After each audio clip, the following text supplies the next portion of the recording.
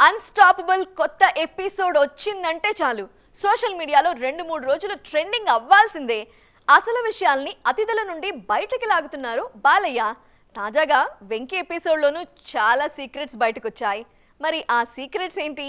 అసలు unstoppable latest episode review ఏంటి?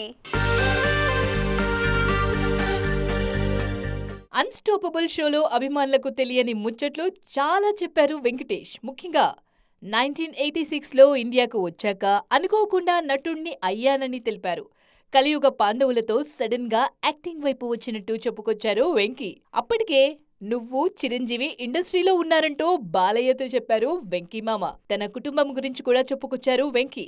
ముఖ్యంగా తండ్రి రామానాయుడు గురించి గుర్తు చేసుకుని ఎమోషనల్ అయ్యారు. ఆయనే తమకు అన్నీ అని, నాన్నగారి వల్లే ఇలా ఉన్నామని తెలిపారు. తన జీవితాన్ని పూర్తిగా సినిమాలకు అంకితం చేశారన్నారు వెంకీ. ఇక సీతమ్మ వాకిట్లో సిరిమల్ల చెట్టు గురించి ప్రత్యేకంగా గుర్తు చేసుకున్నారు వెంకీ. సంక్రాంతికి వెంకీ, బాలయ్య సినిమాలు పోటీ పడుతున్నాయి. ఈ క్రమంలోనే 1997 నాటి పెద్దన్నయ్యను గుర్తు చేసుకున్నారు బాలయ్య. తండ్రి చనిపోయాక విడుదలైన మొదటి సినిమా ఇదన్నారు. అంతేకాదు పెద్దాయన స్థాపించిన రామకృష్ణ హార్టికల్చర్ సినీ స్టూడియోస్ పై పెద్దన్నయ్య సినిమాను నిర్మించామన్నారు. మొత్తానికి ఈ ఎపిసోడ్ అంతా సరదా ముచ్చట్లతో అలా వెళ్లిపోయింది.